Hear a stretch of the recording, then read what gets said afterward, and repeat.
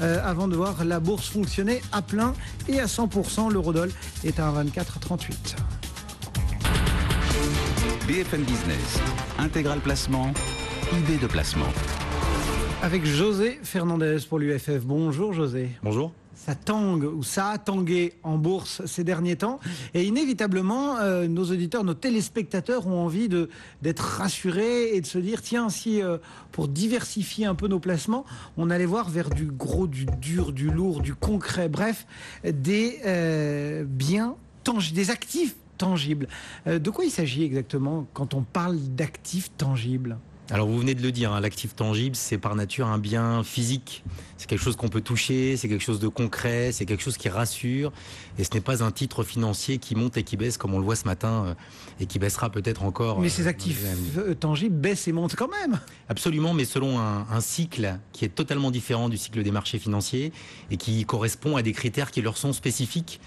Donc ces actifs sont totalement, leur évolution est totalement décorrélée des marchés financiers. Et c'est ça qui un grand permet ensemble où on peut aller lister assez rapidement, sans faire un inventaire à l'après-vert, ces grandes familles d'actifs tangibles. Bon, alors il y a la première famille que tout le monde connaît qui est l'immobilier. Hein. C'est certain, c'est la pierre. Les Français adorent. Dans leur patrimoine, ça prend une place assez conséquente.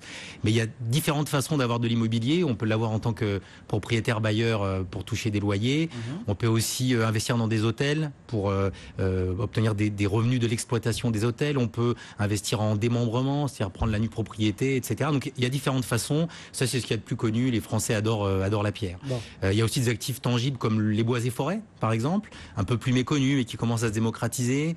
Vous avez évidemment l'or et les métaux précieux. Ça, c'est la valeur refuge par excellence.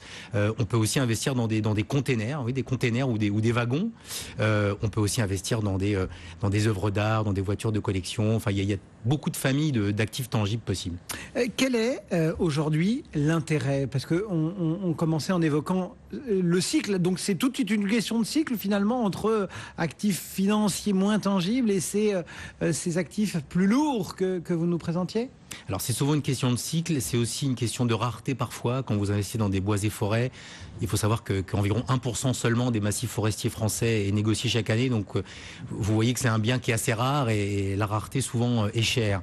Sinon effectivement ce sont des biens qui pour certains ont des cycles, l'immobilier, les métaux précieux et puis pour d'autres qui en fait ont un fonctionnement qui est assez atypique et donc il faut suivre ça de près. Mais ça dégage un rendement ou c'est juste le cycle qui permet d'amortir la nervosité d'actifs un peu moins tangibles comme les actions ? Alors on l'a dit, ça peut dégager un rendement. Vous pouvez obtenir du 5% pour louer des containers. Vous avez le rendement de l'immobilier qui est assez connu. L'or effectivement ne rapporte pas de rendement. Les bois et forêts rapportent le rendement qui est issu de la production du bois, l'utilisation du bois. Le vin c'est un peu plus compliqué parce que vous avez le rendement du vignoble. Alors c'est toujours très sympa d'imaginer qu'on va être payé en bouteille, mais bon, c'est la réalité. C'est possible d'ailleurs. C'est possible, mais en termes de valorisation et de rendement, c'est un peu différent. Donc oui, c'est tout à fait possible. Si on parle rendement, il faut aussi qu'on parle fiscalité. Est-ce que les rendements nets, une fois que sont passés les impôts, sont également intéressants sur ces actifs tangibles ? Alors là encore, c'est très différent. Dans l'immobilier, vous avez la possibilité effectivement d'investir dans des dispositifs fiscaux un peu particuliers, mais l'ingénierie financière de ces dernières années a permis de créer des véhicules comme les fonds communs de placement à risque qui permettent de défiscaliser les plus-values au-delà de 5 ans. Et puis vous avez des biens par essence comme les bois et forêts, comme les œuvres d'art, etc. qui sortent de la base taxable ISF ou également de la base taxable en termes de donation. Donc vous avez également un environnement fiscal qui est souvent très favorable à ce type d'actifs. Ces actifs tangibles, comme on dit, ils doivent malgré tout garder leur part. C'est-à-dire, ça n'est qu'une façon de diversifier à la marge son portefeuille, c'est ça ? Oui, absolument. D'abord, c'est réservé à des gens qui sont assez fortunés. Alors, c'est vrai que ça a tendance à se démocratiser. On passe de la gestion de fortune à la gestion de patrimoine.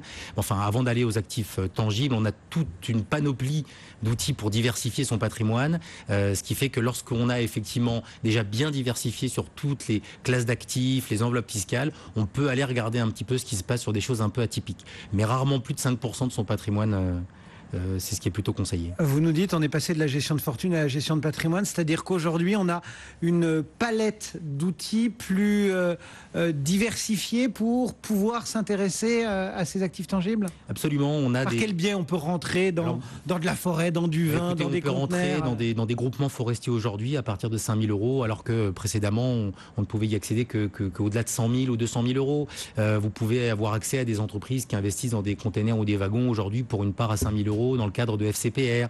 Vous pouvez investir dans un groupement foncier viticole qui va vous permettre également, pour une somme modique, d'aller accéder à du vignoble.